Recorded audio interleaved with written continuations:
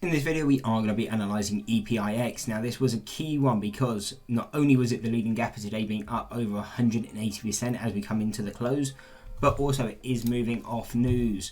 So they did see they had study results for lead drug candidate.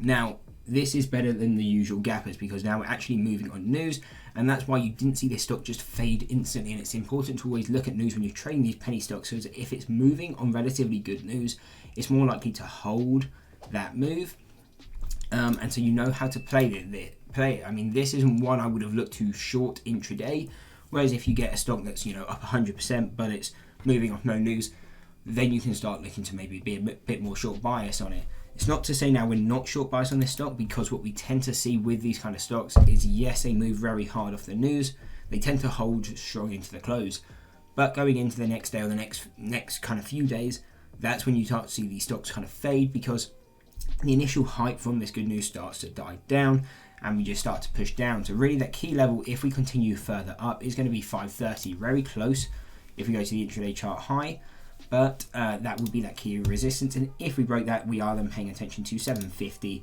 and $8 as those kind of final key resistances if we get one more kind of blip of momentum. Now though, what are going to be key supports? And one thing that was interesting to see today was at 415. That is our first deviation on the daily chart. But like we always say in all our analysis videos, before you trade a level, you want to see confirmation, and that's what we got today. We broke the high, or we broke the first deviation, we broke through it, but again we always look for that retest before we can confirm that level, and we got that retest and started to push back up. We haven't broken the high yet, but it is showing that this level has held, so it's a good indication that we will go and break this high and push to 530. And again, we look for the same thing, and this is where you can actually see a bit more upside, is if we can break 530, come back to retest it as support and hold, then we could definitely see a move up to 750. Now though, to carry on with the support side, obviously we've got that 415. If we break back below that, do expect this stock to start fading down, and we can see a move down to around 310.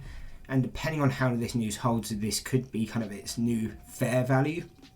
But if we do continue one bit further, we would be looking around 170, which would be the gap fill created today. But again, I don't think it will go and fill that gap instantly. Again, yes, we expect gaps to get filled, but when they're fundamental gaps, we do treat them differently to technical gaps. Technical gaps we expect to get filled really the next day.